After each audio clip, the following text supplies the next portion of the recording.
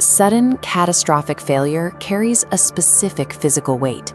It is that immediate drop in your stomach, the sudden brain fog, and the paralyzing realization that a goal you poured years into has just vanished. We tend to look at global icons and historical figures and assume they were shielded from this feeling. We imagine they followed an inevitable path to the top, as if their greatness was decided before they were even born. Relying on that assumption is a trap. When we view success as an innate trait, our own setbacks feel like a sign that we are deficient, rather than just temporarily blocked. The historical record suggests that what we call destiny is actually the accumulation of decisions made immediately after a disaster. Consider a young boy from South India who grew up selling newspapers to help feed his family. His sister pawned her jewelry to fund his education, so he could chase his single, all-consuming childhood ambition, becoming an Indian Air Force pilot. After completing his aeronautical engineering degree, he finally earned an interview. The stakes were absolute. There were exactly 8 open slots for the role. When the results were posted, he ranked 9th. He missed the cut by a single position, watching his life stream evaporate. Broken and aimless, he traveled to the city of Rishikesh. Sitting by the river, he wept, convinced his life had hit a dead end. That young man was Dr. APJ Abdul Kalam. He didn't become a pilot that day, but he eventually became the 11th president of India, serving as the supreme commander of the very military forces that had rejected him. Kalam's ascent suggests there is a repeatable process for converting a crushing defeat into a lifelong advantage. The moment a crisis occurs, the brain floods with cortisol. This biological reaction creates a state of internal noise that makes it nearly impossible to plan a rational next step. There's an ancient parable of the Buddha sending a follower to fetch drinking water from a pond. Upon arriving, the water was swirling with mud. Attempting to fix the situation immediately by wading in only stirs the mud further. Frantic action right after a failure usually blinds us to the actual solutions. The Buddha's instruction was to wait. By forcing a pause, the heavy dirt naturally settles to the bottom, eventually leaving clear water at the top. Allowing the mind to stabilize provides the clarity necessary for a strategic response. Once the mind is calm, a second obstacle appears. Looking at the sheer volume of work required to recover from a massive failure triggers a new wave of paralysis.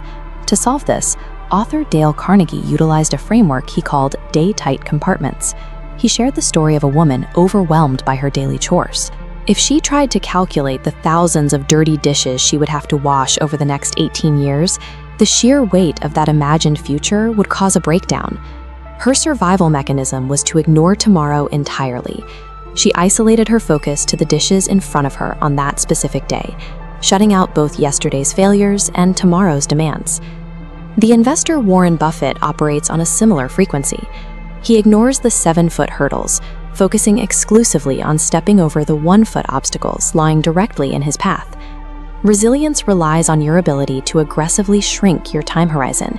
You block out the terrifying long-term picture and narrow your energy solely to the tasks of the present day. With the mind defended against panic, the focus shifts to external offense, how continuous action yields a result. This diagram illustrates the law of averages. Probability dictates that nature remains neutral. If you flip a coin enough times, a successful outcome becomes a predictable statistical shift. Take the case of Elmer Thomas. As an impoverished teenager, he was so insecure about his appearance that he hid from society, paralyzed by a fear of public speaking. He turned to relentless, repetitive practice. He stood in empty fields, delivering speeches to livestock, exhausting his own anxiety. Boring his fear into submission eventually propelled him from that lonely farm into a seat as a United States state senator. Thomas proved that consistent action can effectively starve a fear of its power until only the skill remains. At this point, failure stops feeling like a fixed identity. It functions more like a data point, a filter designed to eliminate those who lack the commitment to finish the work. Industrialist Ratan Tata approaches his choices with extreme ownership. He famously stated that he prefers to make a decision first and then work to actively bend reality until that decision becomes the right one. Boxer Muhammad Ali hated every minute of his training, but he chose to endure the agonizing, temporary suffering in the present to secure a permanent status as a champion. Bill Gates offers a cold reality check. The conditions of your birth are outside your control, but the final outcome of your life remains your absolute responsibility. This is the common thread among top performers. They do not wait for the world to change. They actively architect the circumstances they need. Decades after failing his pilot's interview, at the age of 74, Dr. APJ Abdul Kalam finally climbed into the cockpit of a supersonic fighter jet and took flight. Waiting for a perfect moment or a stroke of good luck usually keeps you exactly where you fell. By stabilizing the mind and shrinking your focus to the present day, you stop relying on luck. The desired outcome shifts from a distant hope to a predictable result of consistent effort.